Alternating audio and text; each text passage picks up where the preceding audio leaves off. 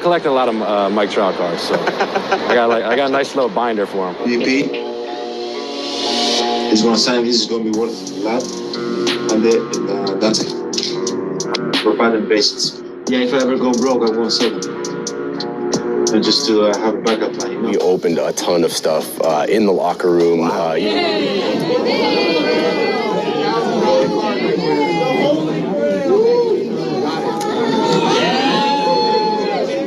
Some of that on your keep that card for a while.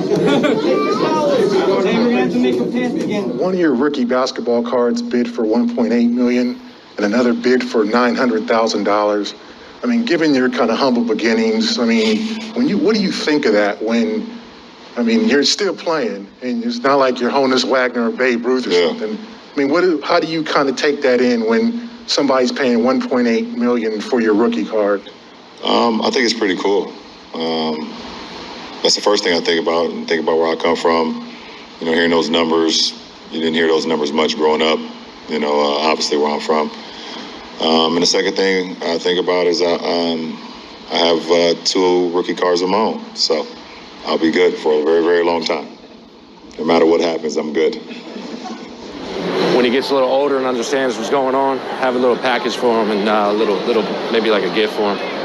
That'd be cool. Yeah. So will you give him one of yourself? Like, this was Dad? I'm collecting a lot of Mike Trout cards, so I got a nice little binder for him. You want rookie cards sell for around $4 million. Do you collect any of your own rookie cards? I wish I had the $4 million ones. But no, I do collect some of the cards. I'm not like collecting the one of ones or the one of tens or whatever they are, but if I can get my hands on some, I'll definitely grab them and try to keep up with them. I've always kept cards, even when I was young, baseball cards and stuff like that. So it definitely is cool to be on one. All-star Evan Longoria. Evan, good to see you again. Good to see you as well. We opened a ton of stuff in the locker room, you know, just talking about like different products. And I mean, I think, you know, some of us enjoy it for like the gambling aspect of it, you know, because it's essentially like that. You find a box to rip, like you're hoping for something big to come out. Right. And there's a certain aspect of gambling there that I think entices a lot of people. But, you know, other people are obviously in it to collect sets and look for, you know, specific players that maybe everybody doesn't collect. Sure.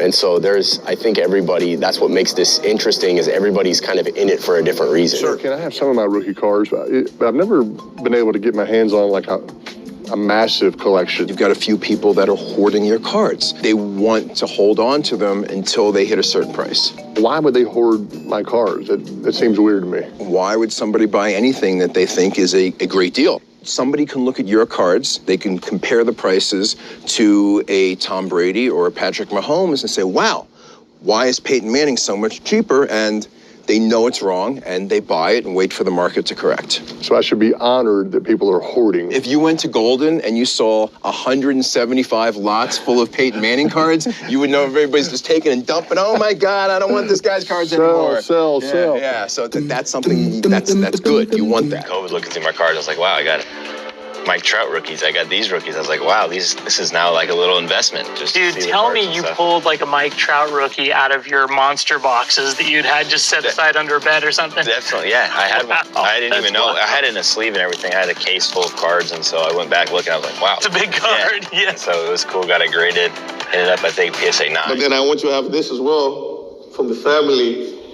Giannis's rookie card. Oh, damn. Signed from him. That's awesome. I told him, I was like, please, can you sign a card? Because I have AJ coming in, and he actually wanted to meet you and stuff like this. And I said, oh my God, we're having a podcast, and I know like it's crazy, but she's so much into cards, like you know what I'm saying, like games that had cards with me to have people sign for my business. Have you ever had that? So I haven't had cards that I brought to a game. Little investment advice. Bip Roberts, 1986 rookie card. Worth about $275. 20 years from now, who knows? 1,000, 2,000, might even go. Bip, man, you were looking at Robin Roberts. It says here your card's worth 4 cents.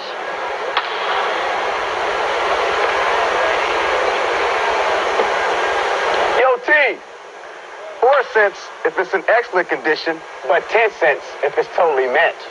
Oh, sorry.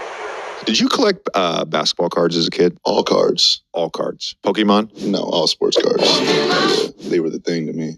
Do you buy cards now? I don't. understand the value that your rookie card is probably going to be your most expensive. Hey, Gary V is he is driving the sports card market right now. He is driving it up right now. Him and Lefko. Him and Adam Lefko. Just what's that? I don't know who's snickering back there. I don't know who that was. There was no reason. Say anything. Yeah. I do believe Lefko and Gary V are driving up the sports card stock market right now. Crushing it. I actually believe that. I don't know why anybody feels to laugh at that. Foxy's just laughing. Is that you, Zeno? I don't know what it's outrageous. Oh, you don't think Lefko and Gary V are driving up the sports card stock right now? It's the all-time high. No, that wasn't me at all. I love sports cards. Oh, my God, Zeno. That wasn't me. That was you. That was not me. I love sport cards. Do you have any sports cards? I do have an MJ one. I'm waiting to sell. You got Pokemon cards. You don't have sports. I also have a Charizard. Shit. Yeah, it's going to go for $100,000. Oh, first time on a baseball card. I wouldn't typically sign baseballs, and one day someone pulled up a card, and it was me, holding my bat, and I thought, I've made it. Being a sports card means you made it, and so to me it was very special. Yeah, my late father collected, or attempted to collect, every single card that was available, and he loved them. He loved the cards. Maybe I look into the future of being a collector because I want to be like my father. The boys talked about cards on the latest podcast. I figured I'd show my rookie card of Travis. I got signed at training camp a few years ago. How did this end up being your rookie card? I fucking hate that card. That card is disgusting, dude. I just don't get it. It's just like a... Why would they pick that picture for my rookie card? Like, what the fuck? I thought rookie cards Who still chooses had... that shit? I thought rookie cards still had pictures of the guys playing in the games. Yeah, that's what I thought. This is the first time I've ever seen a rookie card. I did this at the NFL Draft Combine. That was the only time I ever wore a shirt from Under Armour. This looks like it was literally like you did like the East Bay photo shoot back when East Bay was still a thing. That's exactly what it was. Yeah, I know because I did the same thing. That was the worst. Except they didn't give me a ball, but yeah. Yeah. The photographer could have told me to shut my fucking mouth. Look like an asshole. Looks like you're trying to catch the ball with your mouth. Chill out, man. Come on, man. It's just uncalled for, man. Uncalled for. Squirt squad over here, man. Squirt squad.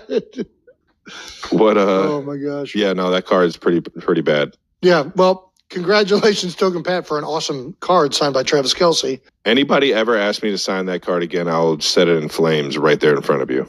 I mean, it's your rookie card, Travis. Think how valuable that card's going to be. When it's on fire? Well, no, when you're dead. It's going to happen when you're dead, unfortunately. But that card's terrible. When you're dead and gone, and people are trading like the most prized Travis Kelce playing card. That's not one of them. This is it. Nope. They're going to be it's like, your this rookie card is hideous. It's always everybody's rookie card. The really good ones go for like sweet poses.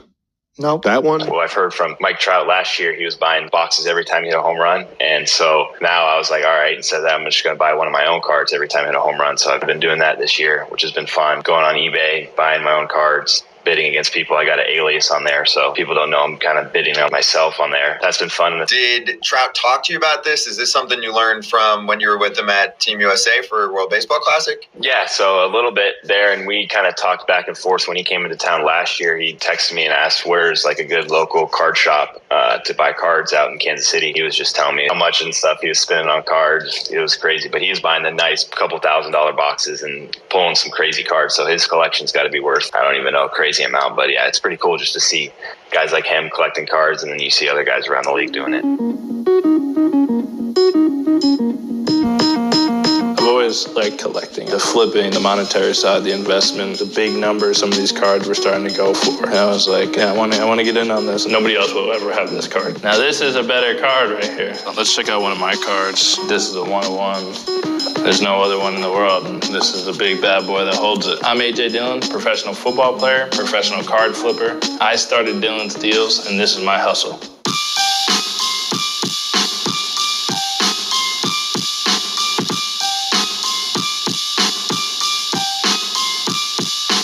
I've always liked collecting. I've always liked that idea, but the flipping, the monetary side, the investment. When I just started to kind of see the big numbers some of these cards were starting to go for. And I was like, yeah, I want to get in on this. Another avenue, another stream of revenue. One of the first cards I sold was actually one of my cards. It was just really a fan. He wanted a card by me, so I just signed it, to him. And in that, he gave me this downtown card from Panini. And then that's what kind of started me. And then I worked from that card, and then I traded that, and I got a box of cards. I took that box of cards, then I sold all the cards in that box, and then I got a case of cards. And, it keeps ever growing.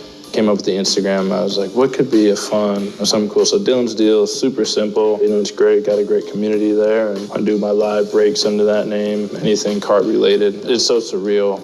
I remember the first time I actually opened up a pack and my card was in it. I was like, that's pretty sick. Like that's cool. Yesterday at FanFest gave me a Gabby Moreno out of 25, so I autoed too, so that was sweet. I put that right in my little display. Yeah, it's cool. It's another cool thing to be able to connect with some of the fans on, hopefully makes, the interactions a little more personable, and I like always hearing what other guys and our fans are collecting. Do you have a favorite, like in the book? Yeah, but secret. Did a little kids camp yesterday, and we gave out 370 boxes, so that was awesome. The little kids, I don't even know if half of them knew what they were getting, but when it was announced that you're getting trading cards, they went nuts. So that was really fun, and then, opened them on the field out there, and the little kid that I was with, the second card he opened up happened to be mine, and, signed that for him, signed a couple for the other kids who pulled a couple of mine, and, it's just fun to be able to share it with those kids. To me, what makes a card rare and special is just how it makes you feel. Hey guys, it's Karl Anthony Towns of the Minnesota Timberwolves, and yes, I collect trading cards, memorabilia. I've been doing this for about 15 years. When I was younger, I started working at Spencer Sports Cards and Memorabilia. Grew a relationship with the owner and just said, hey, I really could use some money. I would love to work here and bring a youthful approach to the game with my knowledge of eBay. I think the eBay standpoint that I kind of sold myself with is what got me the job, and I was very proficient in it. My first purchase on eBay, I had bought a box of cards. I ended up pulling a Tim Lincecum 1 of 10 gold signature sweet spot. I sold it for about $5.50 on eBay. So that was a great day. It's important to have a genuine relationship with card collecting because it's about the pure joy of possibly getting closer to your favorite athletes and entertainers. I think eBay has such an easy interface. What makes it so special is that there's always something new to go hunt. There's always a card that I haven't seen that I run across and I say, man, that's really cool. Maybe I should get that, add that to the collection. In Seattle, somebody had read my story, knew that Ron Gant was one of my favorite players. He was one of the first rookie cards I went and purchased with my own money that I saved up. And they had actually brought a Ron Gant rookie card, like perfectly mint, autographed for me. It was, it was neat to, to get that card because I'm 30 years old, but there's still things that trigger, childhood memories. And when I was a little kid, I remember we had a card shop that I could walk to. And I'd try to save as much as my lunch money as I possibly could to just be able to go at the end of the week and, buy a couple packs of cards. And that, as a kid, that was something I looked forward to. So when I get opportunities to do things like that, it brings back those memories. I describe myself as eccentric. I'm pretty unconventional with a lot of things I do. I'm Pat Neshek, Major League pitcher and baseball card collector. I have about 50,000 autographed cards, give or take. I'd say 95% of my collection was acquired off of eBay. To me, the fun of collecting is like the journey. It's the story behind it. I was a kid that would always come home with grass stains. We just always played sports. After games, my dad would take us to the card shop. We'd go get some ice cream and get a pack of cards. The 1985 Topps Kirby Puckett card was the coolest card when I was growing up. At the card shop, it was always behind the glass case. Anytime I see that card, it brings up memories of growing up. Fast forward, I'm in college. Pat Neshek will come on to pitch. My roommate is a big eBay seller. He's like, you want to go to Ohio State? I'm going to get some autographs after. We met like the whole team. I was like, this is pretty awesome. So that's kind of how I got into signed cards. First pitch from Neshek. Really been impressed with Neshek. Kid can play. Strike three. And then I got to the big leagues and you have access to get any guy you want. We just get stacks of these guys' cards signed. And I started building these really cool collections. I found myself back in 2006, I just had too much stuff. And then my elbow blew out. I had to have Tommy John surgery. I had a lot of time to just sit there and think. I sat there and I said, I like collecting, but it would be a lot of fun to just really focus on one thing. I really want to go after something. I want to go after something hard. I thought the 1970 top set was underappreciated. And I started following prices, tracking on eBay, past sales, and I saw that they weren't going for much. I'm going to go after this set. I rely a lot on eBay, and I think I had half the set done by about 2012. You would have a search that came to your email every morning. This is the new stuff that came up. And I was on that. I'm still on it today. I bought the 1970 Topps Thurman Munson and the 1970 Topps Reggie Jackson All-Star card that was PSA 10. A 10 is a gem mint. It's flawless. The All-Star card very seldom come out in a PSA 10. This one came online. I was shocked. I didn't think it was real at first. I was like, this is a Reggie Jackson. This is amazing. I was dancing after that auction. I'm here with my best friend, Dimitri Young. What's up, D? Hey, how you doing, man? Good to see you, too. I'm glad you came out here to Niles, Ohio. I'm managing here the Mahone Valley Scrappers in the Draft League, and I'm on my climb to get back to the big leagues this time as a coach. That's awesome, man. I know I've been promising you for a while to get to one of these games. I got here early today, so I was like, we had all this free time, and I wanted to sit down and you've been out of the baseball card game for a while, and a lot of these new guys, they came around a few years ago. They don't realize that you were the original OG of high-end collecting. So I kind of wanted to just chat with you a little bit about your collection and explain to some of these younger guys what we were doing back in the day, because we started building your collection 25 years ago. Oh yeah. I mean, it was crazy. Do you remember some of the big cards that you had back in the early 2000s? Oh my God, we had Pete Rose rookie in a 10. And a 10. Yeah. We had Stan Musial. Stan Musial rookie in a 10. Yes, sir. We had the Clemente, 55 Topps Clemente in a PSA 10, which is still the only one. So that's what out of everything, and there was a lot, because I remember I'd catch up with you in LA for a Dodgers game, and you would have your luggage, you'd have your personal stuff, you'd have your cards with you. Those are your babies. Your collection was your babies. What's the number one card that you ever had? Oh, that has to be the Hank Aaron rookie, the PSA 10 Hank Aaron 54 Topps rookie. That was the card I was seeking from the get-go, and my financial advisor at the time was I couldn't get the PSA 8 Hank Aaron, and so I bought up everything else. Okay. Now everyone is accepted, cards are assets, and have you been following what's been going on the last couple of years during COVID, of this crazy spikes in the market, or have you kind of been... I've been laying low, but my son Damon, he's up on the card game, and and he showed me a couple of clips, especially one about the Reggie Jackson rookie card. Oh yeah, the Reggie. That was a big one. Yeah. I love Damon, your son. I've been mentoring Damon and getting him in the game a little bit, but I think it's hard for these people to understand the value. When we stepped up and bought, I think for an example, the Clemente. I remember we paid $150,000 for a Clemente 10, and everybody was making fun of us. They were like, how could you ever pay $150,000 for a baseball card? And I think today that card might be $10 million.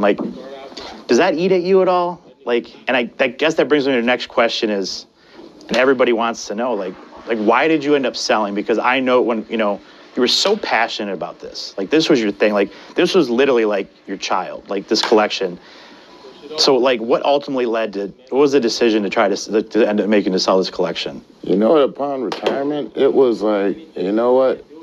I completed my journey with the cards, It was Now I got into coaching and doing stuff with the youth over the past 10 years. It was like, it's time to share the collection with the world for those who are collectors and love cars the way that I did. Yeah. And I still do. It's just I'm no longer collecting. And I know a lot of the cars now found new homes and people, I heard, still have the Dimitri Young collection on some of the cars. I actually have. I think I have a few. I have still, I think, in my PC, your 91 rookie final, whatever it was, the upper deck rookie with the pedigree Dimitri Young collection in my PC. Have you thought about getting back in at all, or? You know what? The card game is so, new age now that, I've been collecting fishing poles because I'm a fisherman now. Just now started freshwater fishing out here, but I do saltwater, deep sea fishing out in California. Okay, serious. Okay, so we can't look forward to a DY return, probably. And I know you still actually have some stuff, but and I actually just thought of this. I wanted to give a shout out because, like I said, a lot of these young guys don't know. Like the reason we met was, 20 some years ago. We've been best friends for 20 some years. We met through a guy named Dave Bailey, and I just wanted to give some respect to Dave because a lot of people don't know Dave. And Dave was one of the hobby pioneers. I know he kind of got you started and helped you out from, and a lot of these, you're an athlete, you played in the league, and when guys come in, they get taken advantage of. Like, I see it all the time now, all these new guys, big money, and it's just what it is. They get taken advantage of, and it's good to have somebody to kind of be your support system. And I know Dave was that guy, and like I'd work with Dave, so, I just wanted to give Dave a shout out in this because, Dave's an OG. Unfortunately, Dave passed away a few years ago, but, Dave was a big part of both of our lives. And so, do you have any good memories about Dave? Like funny stories or anything? Because there'll be people watching this, from like 20, 30 years ago to these new guys. And the old guys will appreciate the stories and the new guys need to hear it. Oh, yeah, definitely. I got traded to Detroit from Cincinnati after the 01 season, and mutual friend of both Dave and myself, Robert Fick, I would bring like an Al K-line Gem Mint 10 rookie. I'd have it up in my locker, and so Robert was like, dude, you're probably getting ripped off, which I was because, as you said, I was an athlete. And you were a target. I was a target, and there was people that was, gouging the prices. I was paying double for stuff, and so Robert introduced me to Dave, and Dave was like, hey, if you like the guy that you're working with, that's fine. And it was a Gem Mint 10 Carlton Fisk rookie, 72 tops. Okay. And the guy, probably, I think it was $25K. Okay. Which is a lot at the time. That's nothing now for a car, but at the time that was a lot. But Dave got it for 10. Okay, so yeah. So he saved you some money. Yeah, and then we just kind of hit it off from that, and then Dave got sucked into my addiction, which was getting those cars, and then us three and Joe Tuttle helped create the review process. Yeah, we did. We would buy up a lot of nice nines and send in just a pool of, Well, I remember, there was one car we had like 40 or 50 nines. We were trying to, so that was like, now speaking of Robert Fick, it just totally reminds me, I think you still have the last hit at Tiger Stadium. It was a grand slam, the Robert Fick hit, and you have that bat.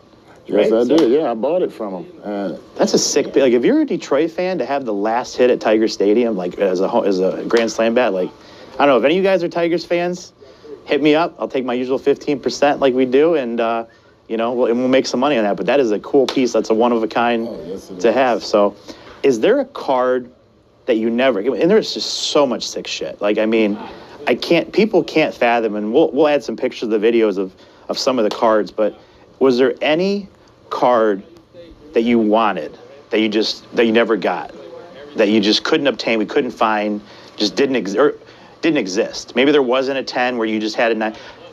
Was there a card that you were like pissed that you didn't have? You know what? I never had a Willie Mays Gem Mint 10 51 Bowman.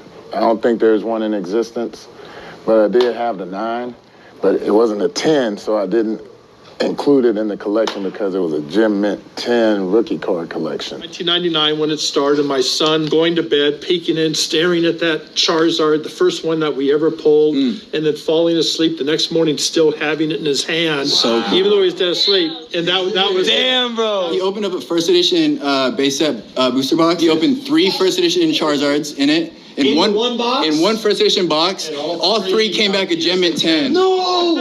That's impossible! What, you want to see a couple of those? Please. Really? Please. Okay.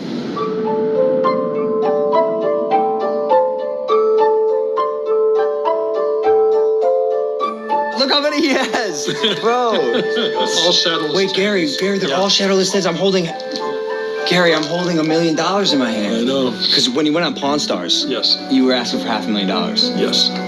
Were you really planning on selling those cards? Not really. You just did it for clout. What are those cards worth today? That's probably about $10 million. How come you're so connected to these cards? It's kind of I guess, an identity thing. It's just how I feel. This is beautiful, man. But now you're going to see the big one. Uh-oh. Oh, boy. Oh, no. This one here is the Beckett's 10, pristine 10. And I have 2. There's 2 in the world, and I have them both.